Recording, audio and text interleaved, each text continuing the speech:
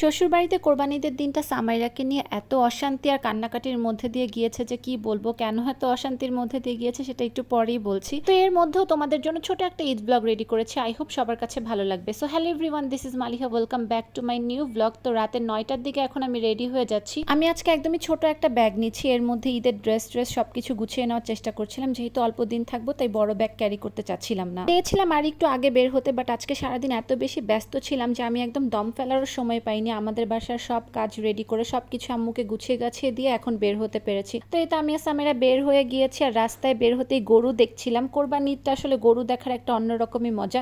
তো রিক্সার পাশে দিয়ে এত পরিমাণ গরু যাচ্ছিল, আমি না গরু আবার একটু ভয়ও পাই, কারণ আমি ভিডিওতে রেগুলারলি দেখতে থাকি যে পাগলা গরু ছুটে গিয়ে গিয়ে রিক্সা উল্টে দেয়। তা আমি রিক্সাওয়ালা আমাকে কন্টিনিউয়াসলি এটা বলে যাচ্ছিলাম যে একটু সাইডে দিয়ে যান, একটু তাড়াতাড়ি চালান। সামাইরা আমার মতো গরু দেখতে তো খুবই এনজয় করে, বাট একটু ভয়ও পাই যে না গরু আবার রিক্সার দিকে না আসে। তো এই তো 5 মিনিটসের মধ্যেই আমরা চলে আসছি। আমি আগের একটা ব্লগেও বলেছিলাম যে আমার দুই বাসার মধ্যে ডিস্টেন্স কিন্তু একদমই কম। অনেক বছর পর বেসিক্যালি সামাইরা এবার ঈদের দিনটা ওর দাদার বাসায় কাটাবে। তো কেন এবার প্রথম কোরবানি ঈদটা সামাইরা অনেক বছর পর ওর দাদার বাসায় করছে, এটা একটু পরেই তোমাদেরকে বলছি।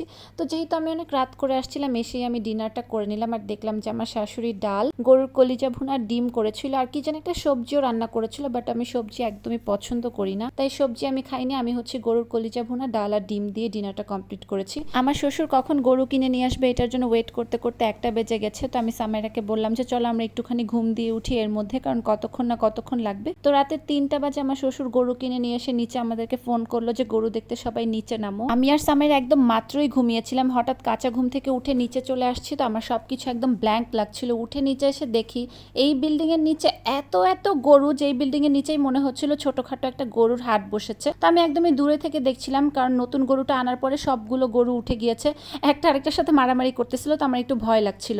আমার ননদের ছেলে এই রাতে 3টা পর্যন্ত গরুর হাটে থেকে ওর নানা ভাইয়ের সাথে গরু কিনে নিয়ে বাসায় আসছে। তো সামাইরা আর আহানাপ মিলে বালতি ভর্তি পান নিল যে এখন গরুকে গোসল করাবে। কিন্তু রাতে আর গরুকে গোসল করানো হয়নি, যেহেতু আমরা কালকে কোরবানি দিব না, আমাদের কোরবানি ঈদের পরের দিন হবে। তো আমার ঘুম আসছিল না, আমি শুয়ে শুয়ে শুনছিলাম যে মাইকে কি বলে কালকে কয়টা বাজে ঈদের নামাজ। তো রাতে আমার তেমন একটা ঘুম হয়নি। সকাল 8:30টার দিকে আমি আর সামাইরা আবার উঠে গিয়েছিলাম। তো এখনই দেখো আমার মেয়ের কত বেশি মন খারাপ, এই জন্য একদম চুপচাপ বসে আছে। অন্যান্য দিন হলে উঠেই দুষ্টামি শুরু করে দিত। মন খারাপের কারণটাও বলছি। এর মধ্যে অমিয়াকে আর আম্মুকে ভিডিও কল করলাম, ওরা কি করছে সকালবেলা, কে কখন ঘুম থেকে উঠেছে। সত্যি কথা বলতে সামাইরার মন ভালো করার চেষ্টা করছিলাম আমি। আর হ্যাঁ, আমাদের বাসার নতুন 3জন মেম্বারের সাথে কিন্তু তোমাদেরকে এখনো ইন্ট্রোডিউস করানো হয়নি। আমি সামাইরার জন্য 3টা মুরগির বাচ্চা কিনেছিলাম। আমি ভেবেছিলাম যে ওদেরকে দেখলে হয়তো ওর মুডটা একটু ঠিক হয়ে যাবে, বাট না, আমার মেয়ে কোনোভাবে ওর মুড ঠিক করতে পারছিল না। আর এখানে শুয়ে এত মায়া করে কান্না করছিল, আর একটু পর পরে অমি আম্মুকে ফোন করে বলছিল আমাকে এসে নিয়ে যাও। বেসিক্যালি ও কোরবানিদের দিন গরু জবাই করা, গরুর রক্ত, এগুলো একদমই দেখতে পারে না। ছোটবেলা থেকে একটু ভয়ও পায়, আর তাছাড়া ওর পছন্দের গরু কোরবানি দিয়ে দেয়, এটা আমার বাচ্চা একদমই সহ্য করতে পারে না। তো সারা দিন কান্নাকাটি করে। এই জন্যই কোরবানিদের দিনটা আমি ওকে কখনোই বাসা থেকে বের করি না, আমাদের বাসায় আম্মুর কাছেই রাখি। আমি আর রমিয়া বের হলেও, কারণ ছোটবেলা থেকে আম্মুর কাছে কেন জানিও সব থেকে বেশি সেফ আর কমফোর্টেবল ফিল করে। আম্মু ওর জন্য ঈদের দিন কোথাও বাসা থেকে বের হতে পারে না, ওকে নিয়ে বাসায় বসে থাকে, কারণ সামেরা খুশি তা আম্মু খুশি, ওর যেন কোনো কষ্ট না হয়, তাই আম্মু ঈদে কোথাও বের হয় না। তো ওর দাদা দাদু ওকে অনেক বোঝানোর চেষ্টা করলো। তো ওর দাদু আমি ওকে নিয়ে বের হলাম সন্ধ্যাবেলা। আমি এখন একটু আমার ননদের বাসায় যাব, যাতে ওর মুডটা একটু হ্যাপি হয়ে যায়। তারপর বের হয়ে ওকে একটু বোঝানোর চেষ্টা করছিলাম আমি, আর বললাম যে চলো আমাদের গরুটাকে দেখে আসি, গরুটা কি করছে। আর যেহেতু গরুটা কালকে কোরবানি দিবে, এটা ওর মাথায় ছিল যে এই গরুটা কালকে তো জবাই করা হবে। তো এই জন্য ওর মুড আমি কোনোভাবেই ঠিক করতে পারছিলাম না। তারপর আমার ননদের বাসায় যেহেতু যাবো, ওর বাসায় যাওয়ার জন্য আমি একটা আইসক্রিম নিয়ে নিলাম।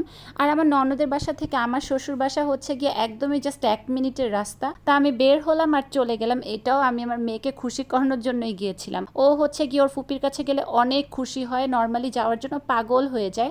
আর ওই বাসায় গেলে আহনাপের সাথে খেলতে পছন্দ করে, ওখান থেকে আর আসতেও চায় না। কিন্তু আজকে এমন একটা দিন যে আজকে এখানে এসে ওকে কোনোভাবে মানাতে পারছিলাম না। এই জন্যই আমি বললাম যে ঈদের দিনটা আমার এত খারাপ গিয়েছে, আমার রেডিও হতে ইচ্ছা করছিল না। একদমই আমি লো মুড নিয়ে রেডি হয়েছি, জাস্ট একটু লিপস্টিক অ্যাপ্লাই করেছি, একটু বিবি ক্রিম আর একটুখানি পাউডার, তাও শুধু এই বাসায় আসবো বলে। এছাড়া সারাদিন কিন্তু শুয়ে বসেছিলাম, কি কি খেয়েছি কি কি করেছি সারাদিন কোনো কিছুই রেকর্ড করতে ইচ্ছা করছিল না।